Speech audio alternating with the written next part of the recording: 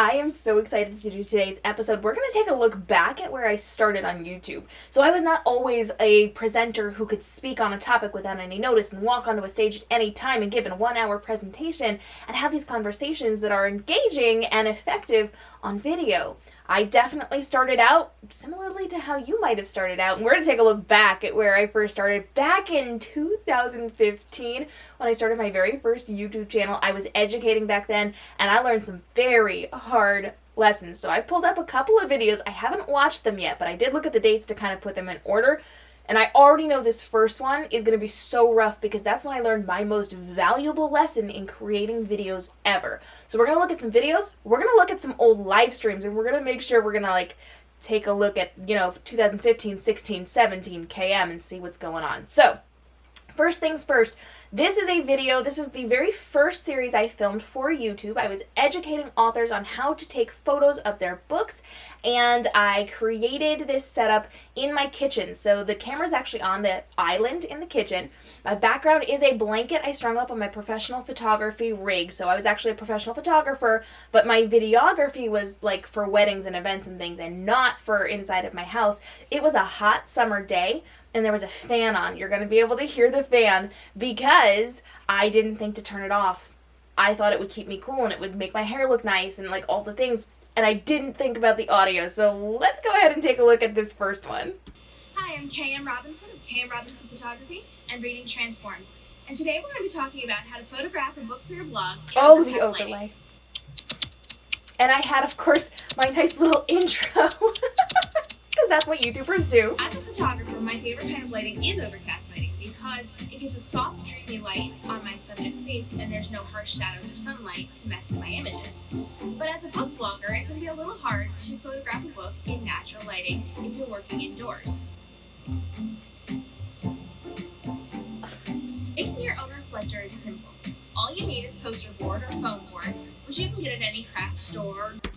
Okay, so my words were very stilted. I was a little nervous in front of the camera. This was my first time doing on-camera educational work, and so I was trying really hard, and I did it all in one take. Anytime I messed up, I started again from the beginning, and yeah, that was that first look. We're gonna move on to another video. This is actually a playlist I created, and so I filmed all of those videos. If you look at the playlist, I filmed all those videos at the same time and just swapped out my outfits. And then I created, oh goodness, where is it? Here it is. This is my little intro for it so that it looked nicer, because as I grew what I was doing with my YouTube channel, I very quickly got out of being in my kitchen with a backdrop and I went out into nature. And so I filmed an intro.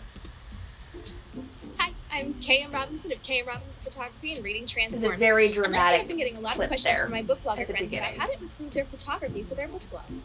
Instead of writing a novel of directions for them, we decided it would be a fun idea to create a series of videos answering these questions, and we're inviting you to come along on the journey. So none of this was scripted. I was not reading a teleprompter, even though I looked like I was reading a teleprompter. I didn't even know what one of those was until years later. And I've tried it once or twice, and I don't like teleprompters. But that was me trying to pull together this playlist because I was learning about YouTube and I was growing, and I was trying to organize things so that people could learn, and I was getting paid to teach all of these things to people, and so I wanted those free resources available to them as well. Moving on from there, like I said, I did go out into nature. And so I would go out and I would get all of the naturey sounds. My neighborhood was incredibly difficult to film in, but the house I was living in at the time was terrible in terms of space, and I had nowhere to film. So I could only film on nice days outside in the natural light if the neighborhood for once was quiet. So let's take a look. Hello, book bloggers. I'm KM Robinson of KM Robinson Photography and Reading Transforms. And today we're going to take a closer look at reflectors. So this again was in 2015. This was my very early years. I had my nice little informational thing there. As a professional photographer, I use reflectors to manipulate and reflect light onto my subjects in limited and dark lighting situations. First off, can we talk about my hair? Because that is fantastic, and that reveal, yes. I love that. I love that, but the wind definitely got me, and you can't take wind out of the audio, so we just had to run with it. But I remember that nearly flying away as I was teaching that particular lesson. Oh my gosh, so funny. So now we've moved up to 2016. I'm doing my live streams at this point. This is one of my early live streams. You can see I did my overlay there. And when I made my overlay, it had that nice straight line. And because I was filming, this was back before social media had live streams. So I was doing this through a webinar program that people were then supposed to buy a course from. And I just filmed the live streams, took the footage and put it on YouTube after the live stream was over. And so I put the overlay on there. Oh, no, wait, that's wrong. So I started out my live streaming off of social media. This, I guess, in 2016 is when they started finally to allow us to live stream on Facebook through the webinar program. And so, yeah, this is a Facebook Live. I was on Facebook. I was fancy at this point. Hey guys, I am so excited to see you today. Oh, and you know what? This one was actually through my cell phone, so this was even before we were allowed to have access to the webinar program. Community, and we were discussing how to become more seen on Facebook and Instagram.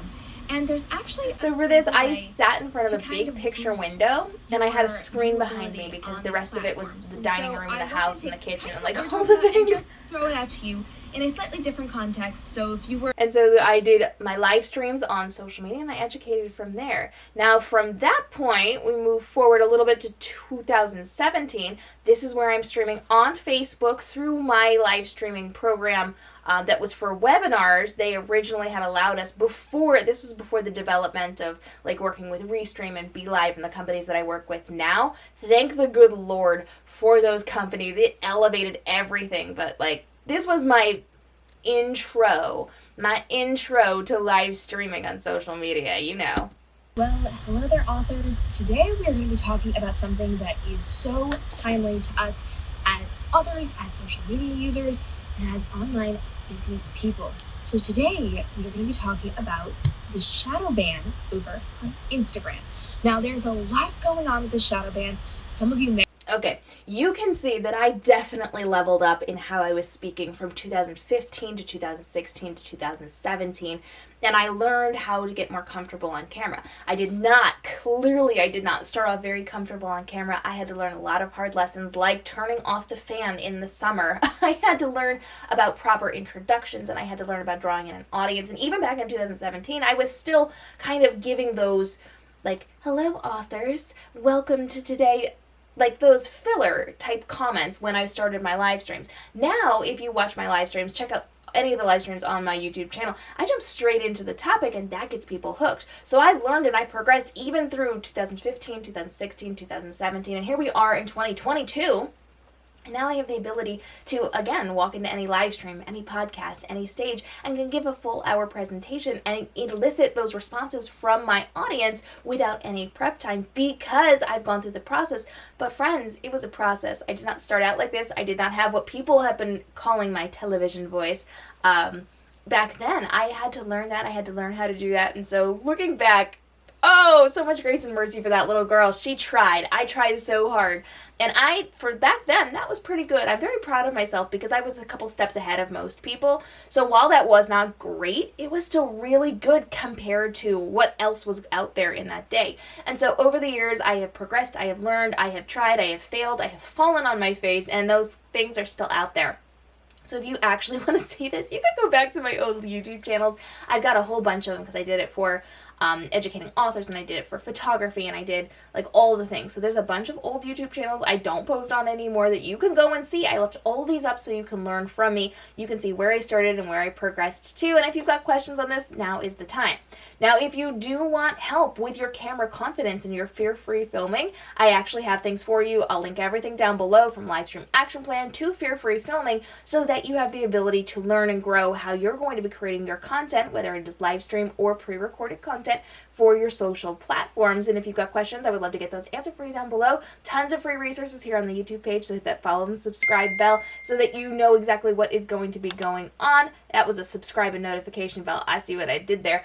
And we drop videos daily to help you level up on your social media. So I will see you in the upcoming videos. I hope you enjoyed this. Please let me know that I have improved since then. Leave me your encouragement notes down below, or let me know if you want to see more looks back on where I started in my career and different facets of it so that you can see how I've grown over the years and how you can as well.